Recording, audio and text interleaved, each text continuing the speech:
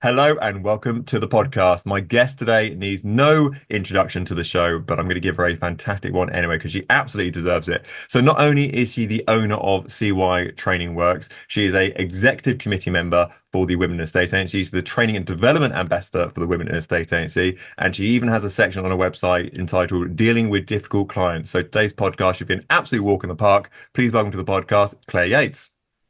Thank you very much. That is quite a welcome. Thank you very much, Chris. There we go. Got it right the second time. So there we go. You did. The joys of behind the scenes. So for those of us who might have lived in a hole for the last couple of years or so, talk us through who you are, how you got into the property world, and sort of how you kind of came to focus on the training and development side, especially the client development side as well. Okay, so my career is a series of fortunate events. Okay, so I actually started my career in retail. I was a trainee Marks and Spencer manager, and then I went into insurance and I worked for Eagle Star and became the first female life rep they had in their Cardiff branch. And then I did the unforgivable thing in the 80s, which is pretty much ruined my career by getting married and leaving the area. I did a brief spell at broking, and then I did the crazy thing of having three boys just 4 years apart. Wow. And to say my life was chaotic as a full-time mum was an understatement. But the other thing I hadn't bargained on, and I think you're quite a tall chap, Chris, my sons grew feet faster than almost anything else.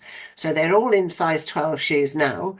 So I want you to imagine that putting shoes on them was like putting shoes on a centipede.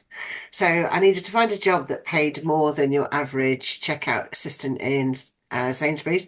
So I found a state agency as a part-time weekend receptionist.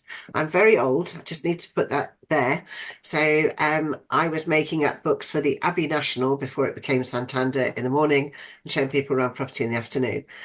And that career just kind of took off in a way. They kept asking me to do more and more hours. I went from 22 hours a month to 35 hours a week.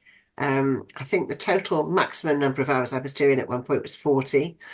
And then I got spectacularly made redundant. For those people who know their history, Cornerstone Abbey National got sold. And I took a journey into new build and I sold for Persimmon and Lang Homes. I did some telesales work and then I was offered an effing career by chancellors, and that was their words. What are you messing about on new home sites for? Come and work for us. So I went to join chancellors. I loved that.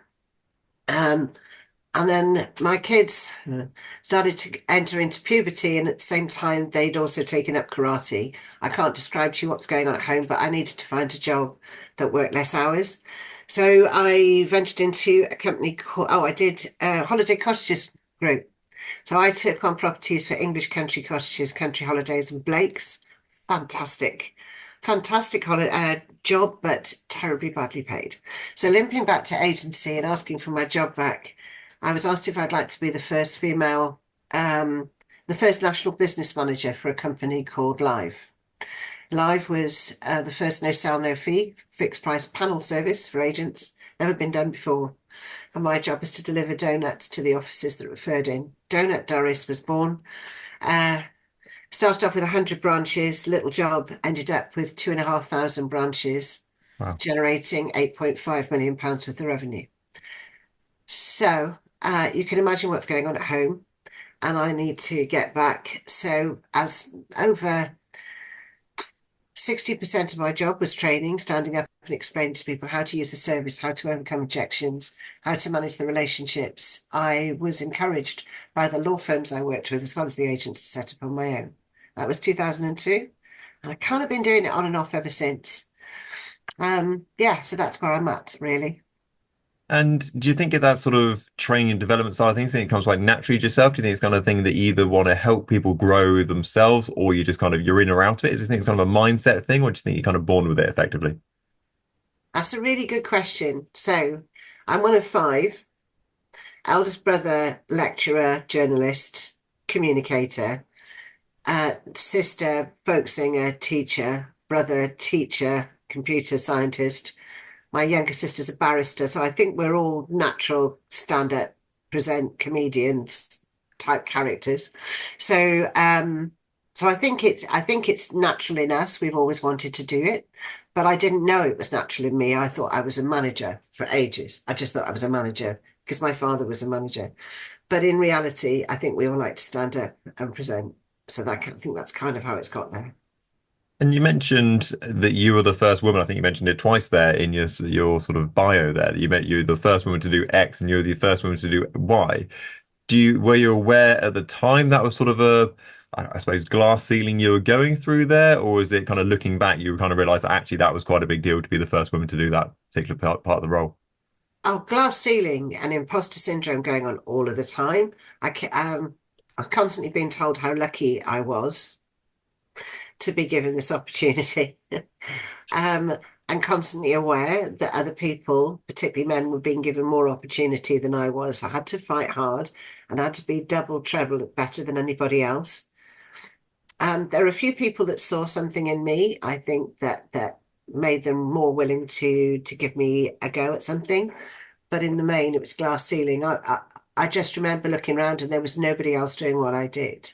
But that's not meant with an ego. That's not meant as look at me. It was more about where else are the women in leadership or senior positions that I could talk to, and there weren't many. So let's bring that right up to date then. So how did you first get involved with the Women in Estate Agency group? So I'm not sure whether you attended the first conference that we did. Um, But I had told my story on the Watkins sofa of being raped by my boss in an office. And I was asked if I would tell that story on the stage. But as a result of the outpouring of feedback from that story, there was a realization there were lots and lots of other women that had been assaulted in their work. And so I was asked by Liana and Claire at that point to come and join them as part of that support network, to be part of the committee. I think in some ways, take this the right way, again, being old, I think having somebody of my age, an industry experience helps a bit as well, in terms of the cross section of different women on our committee. But I very much come in, I think, because of what I've been through and what I've experienced and how I can help others. I don't think I went to, well, I didn't go to the first conference Women in Estate. I went to the more recent one that was back in March. I think it was that sort of direction. And it was an amazing day from start to finish. I don't think I've laughed, most definitely cried a lot over an entire day. So it was an amazing day to say the least. So this is the easiest question that I'm going to ask anyone ever. Why do you think Women in Estate Agency is important? My goodness. To help women like I was coming through.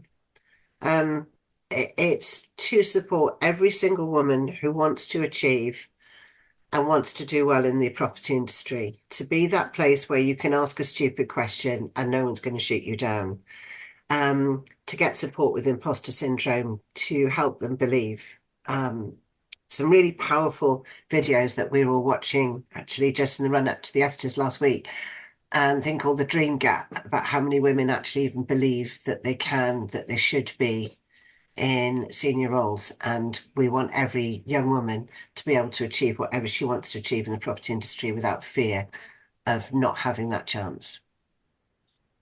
So I'm asking this from a aspect of ignorance from my side of things, because obviously I am a man and I don't plan that changing anytime soon. So I'm, the beard and the jawline give it away.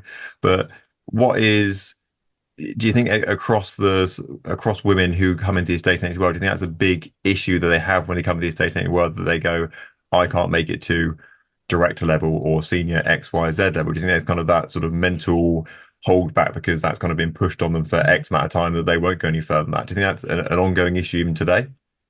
Oh, I'd like to think it's changing, but it's still it's probably going to affect maybe one more generation coming through. It depends on who's talking to them, and whether they have been brought up and encouraged to believe that they can be anything they want to be, where their role models are. But I think the challenge we've got 58%, and you heard the stats at the conference, 58% of the property industry are women, but we're only in 5% of leadership positions. And I think that while the industry continues to frequently recruit and promote in its own image, it's still really hard to change that. And there's still an awful lot of people strangely believing that being able to have children is a reason not to promote women or give them chances until they think that maybe they can't. And I still believe that the menopause and fertility are the two primary things that hold us back. Yet they're the two primary reasons why you should hire, actually. Mm. So, yeah. And so, from looking at those figures, it feels like it's very much still a boys' club. Is that the right way of phrasing it? At certain levels, do you think that's still the case? Of course, you've only got to look at the trade press to see what that looks like, and see how many comments are coming from women compared to how many comments are sought from men. We've got to change it. We've got to change it. I think for you, you would be able to look up and say, I want to be where he is. I want to do what they've done. I'm looking at these examples. You look at the speakers on the stage, the big speakers, and you didn't struggle to find a role model, but we still don't have enough role models walking around on stages that are women. So it's still going to be a battle for a while, I think. I can't remember who it was, but I saw on social media, I think about a week or so ago, and they literally just screenshotted an event that was coming up, and it was like, here's our panel of speakers for the day, and they were like, they're all men, they're all the same people, they're all these people sort of thing, and I thought, fair play, absolutely fair play. You've seen it, you've screenshotted it, and you've literally called it out to go, there's your panel in front of you, and it's all 8 guys aged between 40 and 60. There you go. There's your cross. And I thought, well done for them to calling it out, to say this is not what the representation in the industry should be, and that it needs to change. It absolutely has to change. But the thing is that the people that sometimes are choosing these panels aren't aren't coming to our conference. They're not coming, they're not mixing with other people. They're still surrounding themselves with people who agree with them. And this is the challenge that we have. We have to we have to start to say, look, well, actually, almost need to boycott some of it. I'm sorry to say, but I do think that if we get to a stage where you've got an all-male panel and you think you've got a cross-section of the industry, that I would like men and women to just turn around and say, you don't represent me because that's not the industry I work in. But Hmm. how else do we get young women to look at leadership and believe that they can if we don't show them that somebody who did? So fortunately, we've got people like Verona, CEO, we've got Ellie Hall, we've got Lucy, we've got Liana, we've got some phenomenal women on our committee, all walking the walk, but we just need to get that publicity out to say, look, here's your examples. You can be like us. So you talked about leadership there. So you recently held free leadership training, so completely free to attend training with the Women Estate Agency Group with Joe Bourne as well, friend of the show, been on a little while ago. So talk us through that event. What was it all about? What was sort of the vibe for the day? Okay, so I will like to say though, it wasn't free to attend. Oh, is They it not? didn't. Okay. No. Joe Bourne and I gave our services for free to prove the concept. Clever. So, but everybody who attended had to pay £49. It was a massively subsidised Yeah, sure. a leadership day. It was subsidised kindly due to Rightmove as well as Joe and myself and Ellie Hall. But we gave our services for free for the day because we wanted to show how important it was. Yeah, brilliant. And I've got to give Kate Faulkner credit for this concept because she sat down with me after the conference and said, that wasn't a conference, that was a leadership event. And I think there's a real need for this.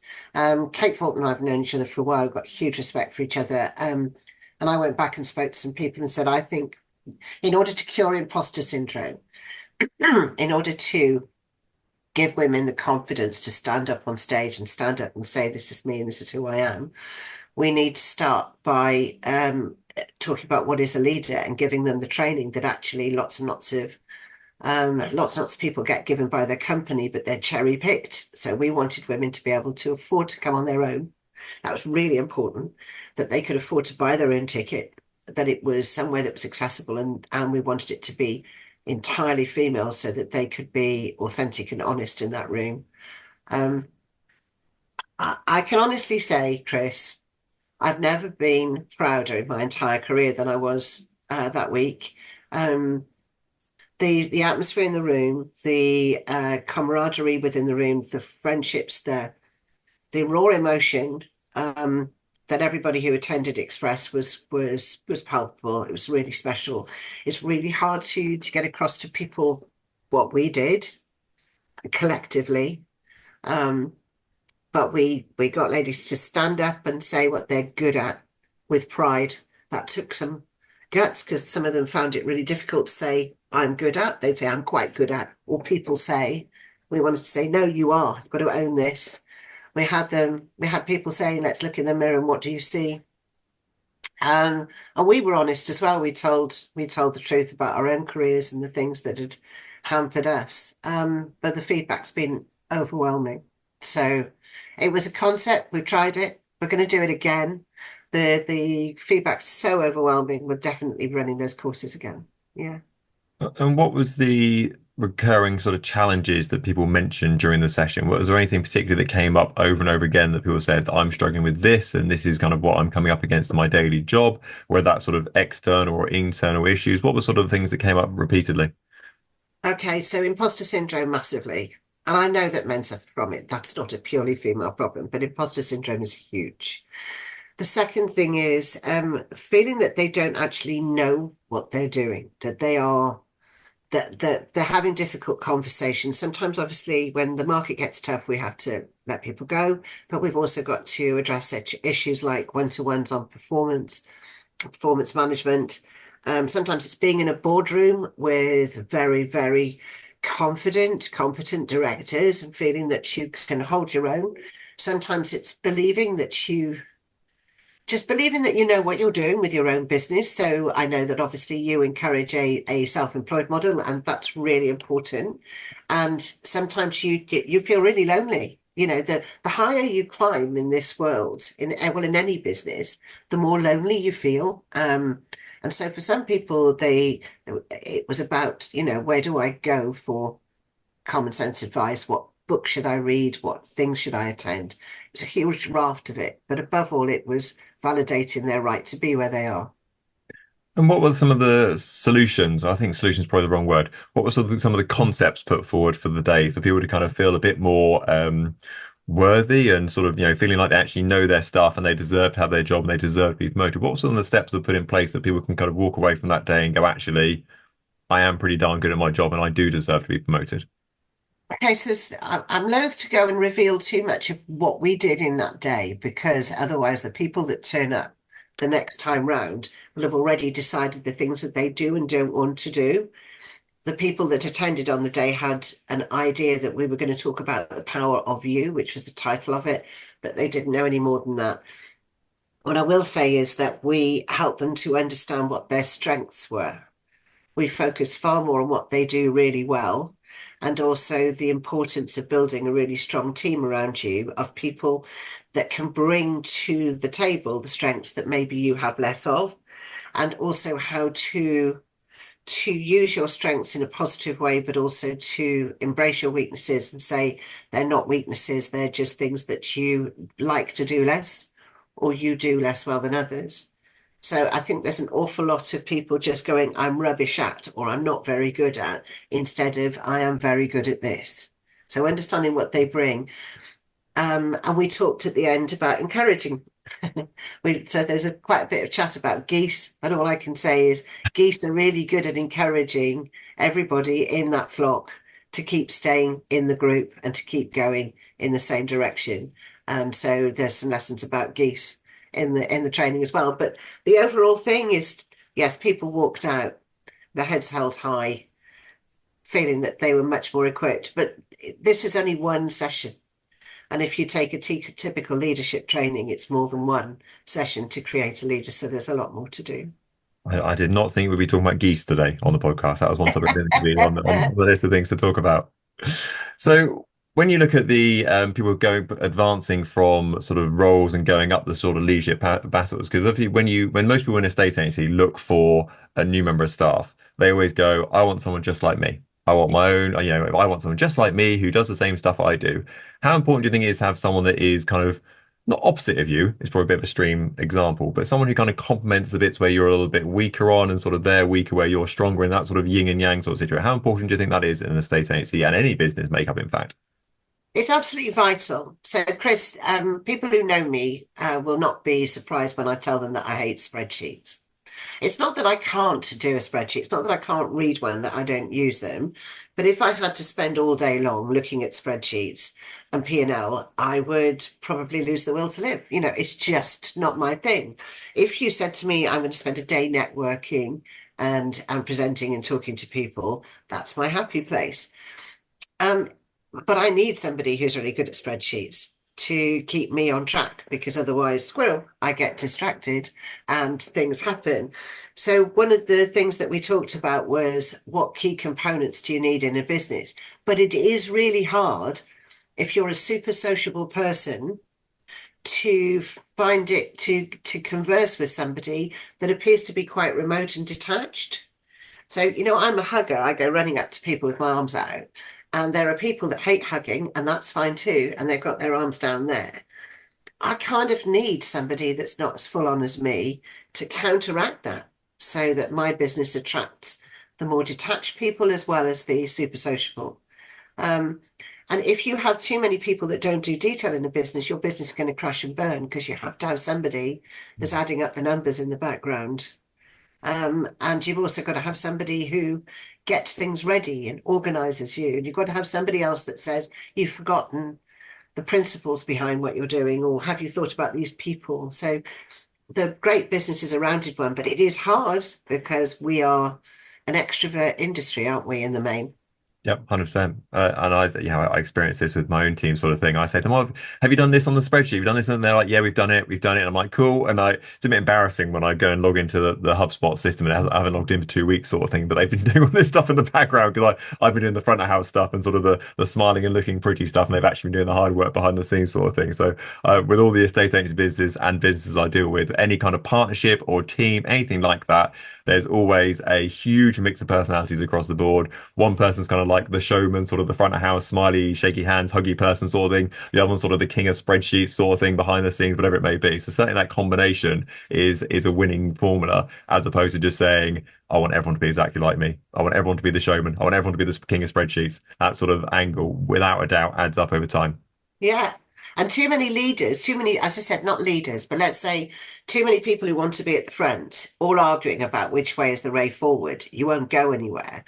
You need to have people that are happy to say, this is what I'm going to do as part of that team. And I think when you look at, to be fair to the Women in Estate Agency Committee, we've got an absolutely golden combination of people like me who like to think they're decorative rather than practical, the communicators, the people who get things started in a party kind of way, and then you've also got people who just go and say, actually, that's slightly that's slightly batty, Claire.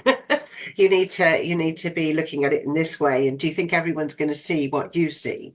So all of it is the yin and the yang. It's really important that you have that balance. But I think particularly when you've got an awful lot of people telling you you're amazing, and there's an awful lot of ego in our business, the idea that you actually have to say I'm not very good at something is we're not all of us are very good at doing that. No, So absolutely. that's okay. Full disclosure, I'm terrible at many, many, many things. I'm a quick talker and a mumbler, and I've got my own podcast. So there you go. That doesn't involve then whatever else will. So let's talk about building a team then. So what should estate agents focus on to have a more supportive and motivated culture within their teams? How can we have a team culture where everyone wants everyone else to do better rather than just me, me, me, me, me? So it's really important that a leader goes and talks to the team. If you are a leader or director at the top of your game, you can't be everything to all people. You can't be the one that creates the atmosphere. You can't be the one that also is checking that everybody's all right and doing the numbers. You have to accept that actually you have to ask your team what they want to do, what they want to see. And I think it's the most important thing is finding out what motivates them, because not everybody is motivated by the same thing. It's fairly typical that most people say, well, it's money, right? But actually, for a lot of people, when they get to my age, it may not be money. It may be something else that they're doing. It could be that respect is a big thing for them. It varies from company to company. So for me, creating that fantastic team atmosphere is a consultative basis, asking what motivates your team and making sure that your business provides that motivation for them. Does that make sense? It makes perfect sense and kind of resonates very true because I feel like from my point of view, so I now have a team around me and that's great sort of thing. I feel like being a manager has changed. Is manager the right word? I don't know. Whatever the correct word phrase should be. A leader, I don't know, whatever it should be. So I feel like it's changed because I feel like 10, 20 years ago, kind of like your boss told you what to do. And your boss was like, do this, do that, hit the phones, you do this, you need to be out there, sort of thing. It's very kind of like, well, basically what we can get from you, basically, and kind of, let's squeeze every kind of drop out of you. Now, with my team, I spend half my life saying, "What more can I do for you? Like, can I give you, do you want to take an hour off work? What can I give you more tools? Can I give you more training? Can I give you more support? What do you need from me? What do you need what from me? What do you need from me?" Do you think that's been is that a switch across the board? Do you think that's kind of more of a sort of a give back so people are happy in their workplace so they can kind of do better for the company and for themselves as well? Is that across the board, or how's that kind of looking, do you think? Gosh, I think COVID's changed us. We don't just go to work to earn money and go home. In fact, if you only provide that, then people will leave. You have to provide a culture where people feel valued and respected and listened to, and that they receive praise, but not just from you. It has to be from the clients. There's a really, really brilliant book I read by Stephen Van Bellingham that I have referred to before now about a diamond in the rough and about your customers, your clients are also really important in helping you to understand your team. And you should be looking at reviews before profit. You should be looking at how your service is being perceived, because that's what gives you the biggest pride when somebody says, wow, thank you. They bring something in. They say, you stood out amongst everybody else. You have to create that inside the business and outside the business so people are rewarded for excelling at their job, not just by putting money in the till. That's my belief, anyway. No, I love that because, as you correctly said earlier, it's not all about the money for everybody. It's about recognition, it's about respect, it's about having, autonomy over their own job, sort of thing. So just because you're money orientated, for example, doesn't mean that everyone else under the sun is more money orientated as well. So, No, no, and I think the fault in agency is we frequently talk about money before we talk about performance, and performance and money are not the same things. I love that. So, if you were a self-employed estate agent listening to this, how do you best balance the responsibility of, you're spinning many plates in one go? So, you're a business owner, you're probably the head of sales, you're probably the head of customer services, and you're now a team leader as well because you've got a team that you work with, you kind of try and look after. How do you balance those things? Well, obviously, there's so many different plates to spin. I'm a self-employed person, okay? So I have to think about business generation to keep the business sustained and how is that being done. So if I'm responsible for my own business generation, then I have to make sure that I do the same activity every single week, eat, sleep, repeat, to continue filling the funnel, if you like. The second thing is looking at work-life balance, because it's very easy to get so caught up with developing the business, you forget about you. And if that happens and you get sick, then you screw the whole thing up. You can't get sick. And the next thing you've got to look about is, have you got guilt about what you're not doing for your family and your home life in terms of um, because you do need to have that whole thing. You don't need to be screamed at every time you walk in through the door, and you equally don't want to be screaming at yourself, going, I'm failing here. So it's a really tough one. And then finally, you've got that other segment, which is what are you doing outside of your job that keeps to feeding you with that motivation, that drive, that feel good factor. We talked a lot about the importance of your outside work to feed your inside work in our leadership events, that finding out what motivates you outside of work. So, do you like to go for a swim? Do you like to go for a walk?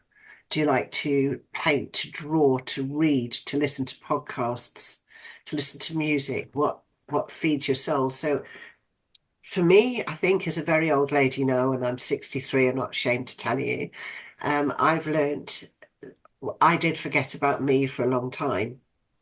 And I paid the price. I had to take 6 months off work completely, just stop everything and recalibrate and find out about me. And I just left me behind in being a busy mum and a busy career woman and busy doing all sorts of other stuff for anybody else have forgotten about me. Is it number one, what are you doing to look after yourself? And not in an ego way, but in a well-being way. Do you think that's quite an easy trap for people to fall into, especially in the self-employed estate agency work? Because, with a corporate job, you start at 8:30 in the morning, whatever it may be, and you kind of finish at 6, 7 o'clock at night, whatever it may be, and you kind of leave the office behind you slightly easier, I would have thought. But in a self-employed world where it's your business and it's your time, your money, etc., it's quite easy to kind of look at your phone at 8 o'clock at night and just return one call and just return one text, and I just need to sort out this offer sort of thing. And so eventually, before you know it, sort of work never ends, and your life is just a never-ending stop of a state agency, on the weekends and whatever else it may be, and everything gets pushed to the side. So do you think that's an easier sort of trap to fall into in the self-employed world? 100%. You have to give yourself permission to have a day off, to have an afternoon off without any guilt. But you also have to have some very clear rules with your staff and with your clients. You explain how you operate, what you do, that you will. But you set those service standards, and those service standards are golden for you too. And these were the things that I got wrong. I can remember shouting at my kids when they were young, telling them how important my telephone calls were. And I think back and I think, what messages did my sons get from that? Fortunately, they've grown up to be okay, um, amazingly. But then time and time again, I remember telling my husband and my kids that my job was more important than they were. That can't be right. It's not sustainable. And the divorce rate, certainly as I was coming through estate agency, was so high because you haven't invested in the relationships that keep you well. And if you have got a team relying on you, your health is important, not just for you, but for everybody else as well. So, above all, this job is not for everyone. And some people find it harder than others. If you're a natural extrovert and you love people, this should be like falling off a log, but not if you also hate paperwork. So there's a balance, isn't there? So I think that the most important thing that I could share with anybody is be strict about your hours of work. Yes, go and run the extra mile, whatever that means, from time to time, but don't make it so your business relies upon you working 7 days a week or 6 days a week. That's too much. I always sort of know when people are in that sort of mindset because I'll say, "Oh, hi, mate, how are you?" sort of thing. And they'll be like, "Yeah, business is okay. I've got a couple of offers on the table. I'm selling this and I'm selling that sort of thing." I'm like, I can give a monkeys about your business. That's how you were. I didn't need an update on what your spreadsheet's looking like sort of thing. I said, "How are you? What are you up to? How's your friends? How's your family?" sort of thing. Business is a separate conversation completely. So when you say to people, "How are you?" and they start bringing up sort of business talk, for me, that's always a little bit of a wavy flag to go, you're taking your business kind of a little bit too far into your personal life as well. And this is where the next thing comes. So dealing with difficult people, which is the thing that I probably talk about the most. When you're really, really low and you're having a bit of a tough time with work, having a conversation with a demanding client can be almost impossible. And it's that point where you can actually blow the whole lot if you do not have things under control, because you have to be patient with people. They're dealing with death, divorce, and debt, and the roof over their heads. And there's huge amounts of money involved, and you're handling a really complicated, convoluted, and uncertain transaction. Nobody's going to be nice to you during that time. Well, if they are, it's amazing. So they are going to be difficult. And when your temper and your patience is at an absolute breaking point and you're exhausted and you still don't know actually how you're going to pay the mortgage at the end of the month because it's a bit tight, this is not the time to be talking to Distressed of Whitney or wherever you happen to be. And that's why this job is so important, that you get the customer care right, that you have those reviews, that you have people coming in and saying, you made the difference. I don't know what I'd have done without you, because that drives you to the next deal and the next deal. But if you feel that this is a hard job to do, I'm afraid that's probably what it's going to be.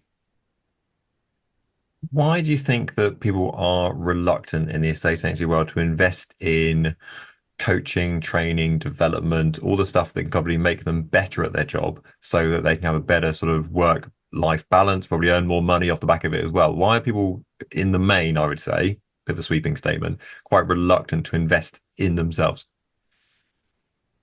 Right, this is a huge bugbear of mine, and I'm really sorry for people who are listening that think I'm going to say something nice. It's pure and simple stupidity combined with arrogance. However, do you think athletes get to where they are? However, do you think that anybody in any field can improve on where they are without the help of other people? The idea that you know better than anybody else how to drive your business forward without the intervention, without the mentoring, without the guidance of somebody that's been around the block and can help you and support you or direct you, it's insane. Um, and all you're going to do is continue to create a business that's only got your ideas and only got your way of doing things. And that's all right, but we do know what happened to dinosaurs. So for goodness sake, if you don't invest in training and you don't invest in helping your staff to be the best you can be, they can be, then all you're going to do is eat, sleep, repeat the same results. I just don't understand it. Thank you so much for coming on today. You've been an absolutely brilliant guest. Thank you so much. I don't usually do shout outs, but I'm going to give a shameless shout out and say that the Women in Estate Agency Conference is on the 6th of March. Tickets are on sale already. By the time this podcast is out, they'll most definitely be on sale already, and they probably will start selling out. So if you do anything in 2025, come to the Women in Estate Agency Conference on the 6th of March. You'll see myself there. You'll see Claire there. You'll see lots of many, many amazing men, women, everything. All will be there. So if you're not there, where are you going to be? So, yeah, Absolutely, Chris. thank Thank you you. so much for coming on today. You've been an absolutely brilliant guest. Thank you so much. Thank you, Chris. It's been an absolute pleasure.